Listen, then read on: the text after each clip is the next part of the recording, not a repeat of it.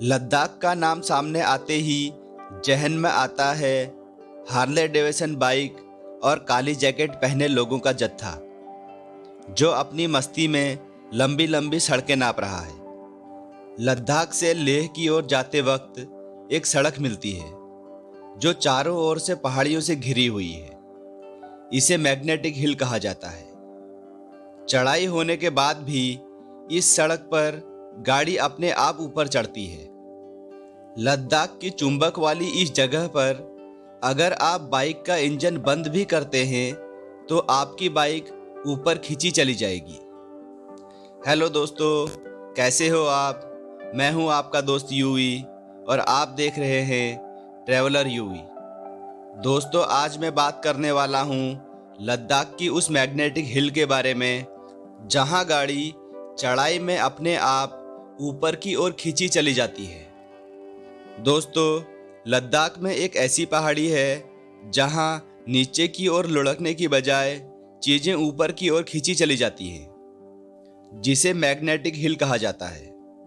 कारगिल राजमार्ग पर लेह शहर से 30 किलोमीटर दूरी पर स्थित सड़क का एक छोटा सा खिंचाव है जो गुरुत्वाकर्षण की घटना को परिभाषित करता है।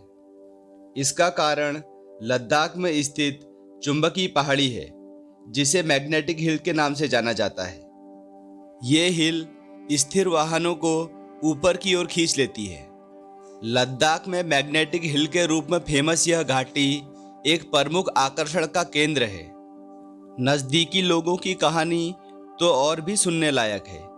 ये लोग कहते हैं कि यह सड़क आसपास पहाड़ होने की वजह से चढ़ाई वाली दिखती है, लेकिन है उतरान। इनका कहना है कि पहाड़ होने की वजह से क्षितिज का सही अंदाजा नहीं लग पाता है, इसलिए उतरान वाली सड़क चढ़ान वाली महसूस होती है। लद्दाख के रहने वाले ग्रामीणों का यह भी मानना है कि एक समय पर यहाँ एक सड़क मौजूद थी जो लोगों को स्वर्ग की ओर लेके जाती थी। जो लोग योग्य थे उन्हें सीधे रास्ते पर ले जाया गया, जबकि जो योग्य नहीं थे वो कभी वहां नहीं जा सके। दोस्तों, सोचिए अगर आपने रात को जहां गाड़ी खड़ी की है सुबह उठे और आपको अपनी गाड़ी नहीं दिखाई दे तो आप क्या सोचेंगे? आप पहली बार में यही सोचेंगे कि किसी ने गाड़ी चोरी कर ली है। लेकिन अगर आप उस रहस्यमयी पहाड़ी के आसपास गाड़ी खड़ी करते हैं और सुबह आपको आपकी गाड़ी ना दिखाई दे तो यह चोरों ने नहीं चोरी की है, बल्कि पहाड़ ने यह गाड़ी को ऊपर की ओर खींच लिया है। यह कैसे होता है, यह आज तक रहस्य बना हुआ है। दोस्तों, इस पहाड़ी के चुंबकीय असर से हवाई जहाज भी नहीं बच पाए हैं। वैज्ञानिकों का मानना है कि इस पहाड़ी पर गजब की चुंबकीय शक्ति है। इस पहाड़ी की चुंबकीय शक्ति से आसमान में उड़ने वाले हवाई जहाज भी नहीं बच पाए हैं। यहाँ उड़ान भर चुके कई पायलटों का दावा है कि इस पहाड़ी के ऊपर से उड़ान भरते समय हवाई जहाज में कई प्रकार के झटके महसूस होते हैं। हवाई जहाज को पहाड़ की चुंबकीय शक्ति से बचाने के लिए जहाज की रफ्तार बढ़ा दी जाती है। दोस्तों, अब जानते हैं कि इसके बारे में वैज्ञानिक क्या बोलते हैं। वैज्ञानिकों का मानना है कि इस चुंबकीय घटना के पीछे दो सिद्धांत हैं जो इसके पीछे का कारण बता सकते हैं। पहला सिद्धांत है चुंबकीय बल का सिद्धांत और दूसरा ऑप्टिकल भ्रम का सिद्धांत।